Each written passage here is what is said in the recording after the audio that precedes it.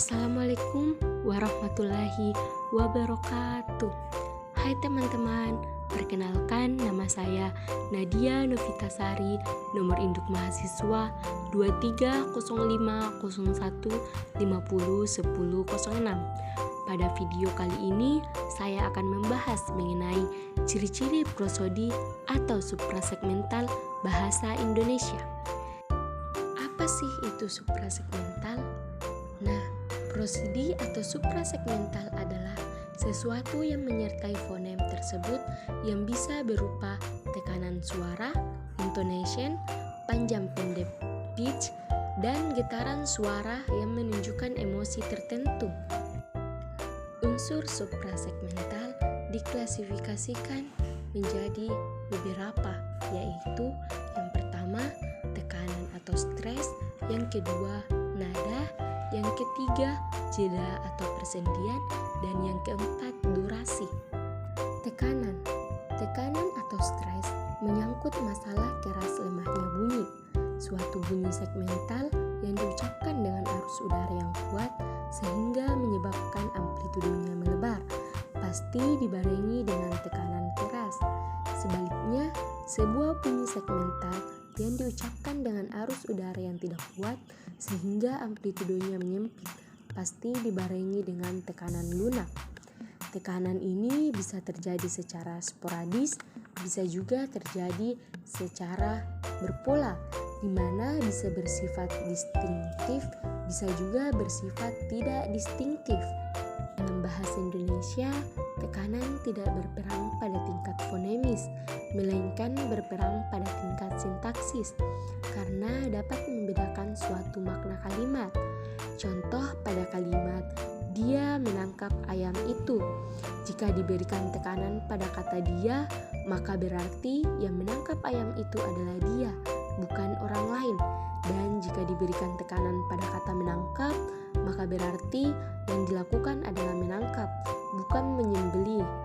Dan jika diberikan tekanan pada kata ayam, maka berarti yang ditangkap adalah ayam, bukan kambing atau binatang lain. Lalu, jika diberikan tekanan pada kata itu, maka berarti yang ditangkap adalah ayam itu, bukan ayam ini.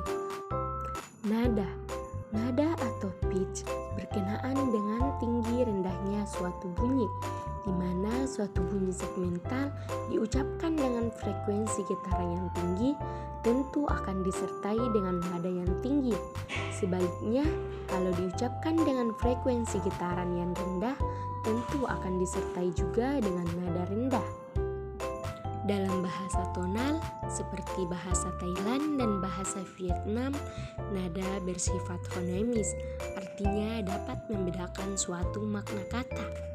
Nah, variasi nada yang menyertai unsur segmental dalam kalimat disebut intonasi, yang biasanya dibedakan menjadi 4, yaitu yang pertama, nada rendah ditandai dengan angka 1, yang kedua, nada sedang ditandai dengan angka 2, yang ketiga, nada tinggi ditandai dengan angka 3, dan yang keempat, nada sangat tinggi ditandai dengan angka 4.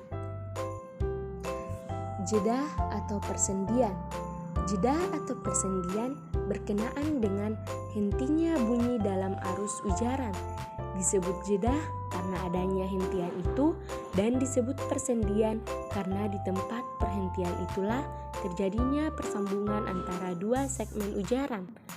Jeda ini dapat bersifat penuh atau bersifat sementara, yang biasanya dibedakan adanya sendi dalam interjuntur dan sendi luar open juntur.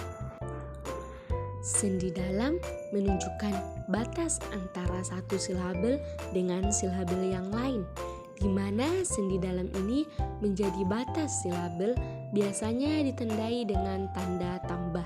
Contoh, ambil. Terdapat tanda tambah di antara kata ambil. Sedangkan sendi luar menunjukkan batas yang lebih besar dari silabel. Dalam hal ini biasanya dibedakan adanya A. Jeda antar kata dalam frase ditandai dengan garis miring tunggal, B. jeda antar frase dalam klausa ditandai dengan garis miring ganda, dan C. Jeda antar kalimat dalam wacana atau paragraf ditandai dengan garis silang ganda. Durasi.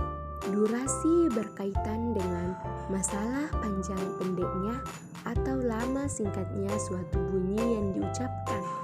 Tanda untuk bunyi panjang adalah titik 2 di sebelah kanan bunyi yang diucapkan, atau tanda garis kecil di atas bunyi segmental yang diucapkan.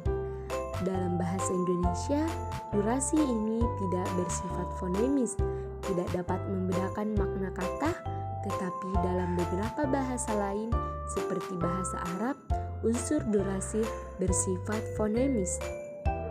Baik, itulah tadi penjelasan singkat saya mengenai ciri-ciri prosodi atau suprasegmental bahasa Indonesia. Kurang dan lebihnya mohon dimaafkan. Wabillahi taufiq wal hidayah. Wassalamualaikum warahmatullahi wabarakatuh.